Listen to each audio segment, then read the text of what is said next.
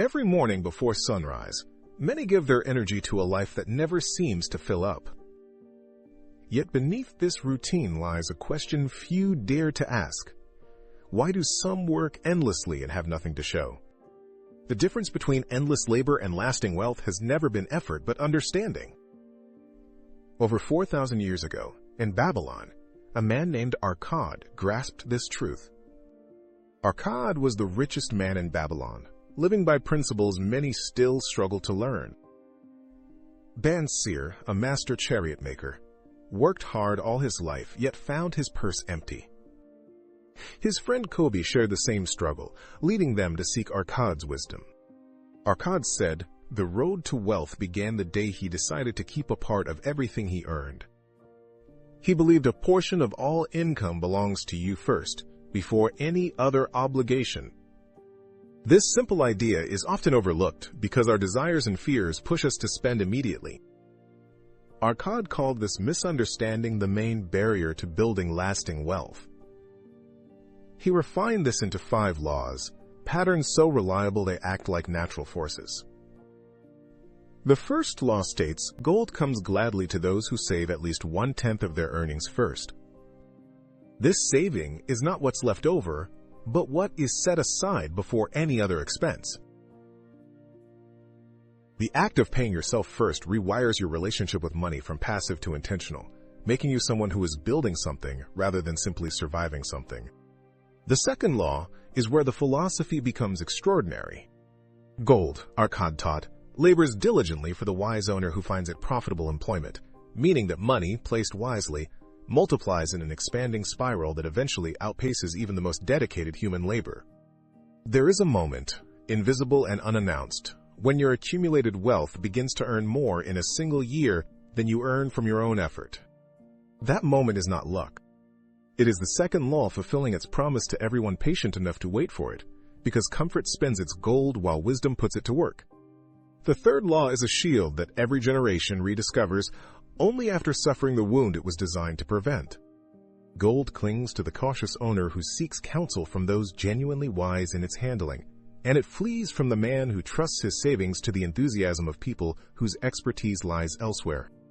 The modern world has refined the mechanisms of this trap.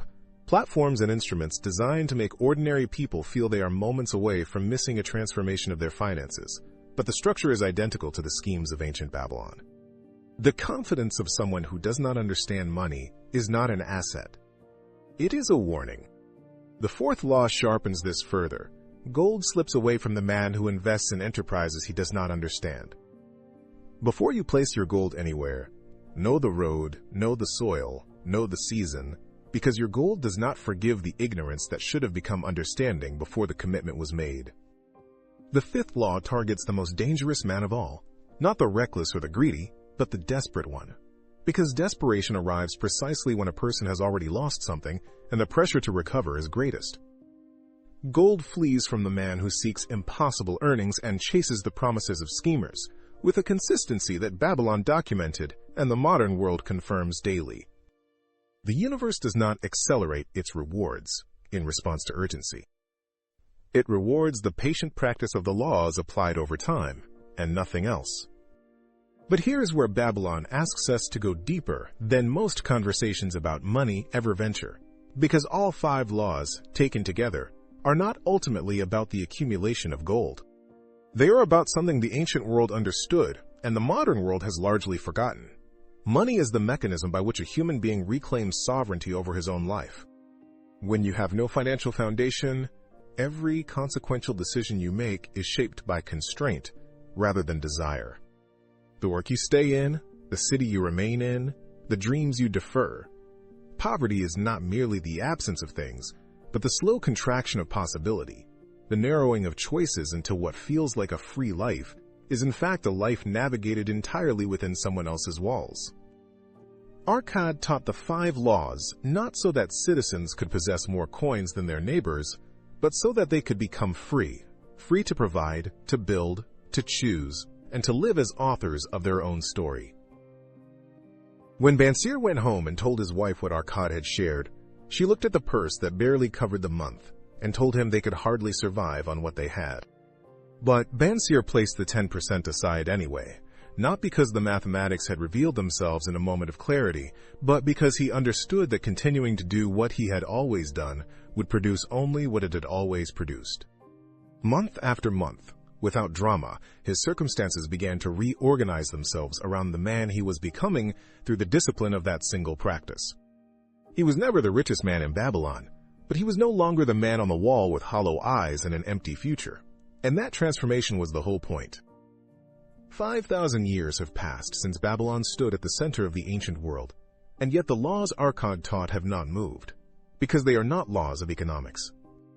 They are laws of human nature, patterns that describe with absolute consistency what happens when a person chooses to honor their future as much as their present. Someone right now earning less than you is quietly building something through the daily practice of keeping what they earn and putting it to work. And someone earning far more than you is spending every coin of it in the performance of a prosperity that belongs, in the most literal sense, to the people who hold their debts. The difference between these two people is not talent or circumstance. It is a single decision, made once with conviction and then made again the next day, until the decision becomes a habit, the habit becomes a character, and the character becomes a destiny. Babylon fell, but its wisdom survived every empire that came after it, because wisdom of this kind requires no institution to preserve it. Only one willing mind and the courage to keep something for yourself. A part of all you earn is yours to keep, and the only question that has ever mattered is whether you will choose today to begin. If this reached you, subscribe and share it with someone who works hard but has not yet discovered that the effort they are already making is sufficient, and that the only missing ingredient is the decision to keep a portion of what that effort produces. The laws of Babylon belong to anyone willing to apply them. They were never designed to stay secret. They were designed to be passed on,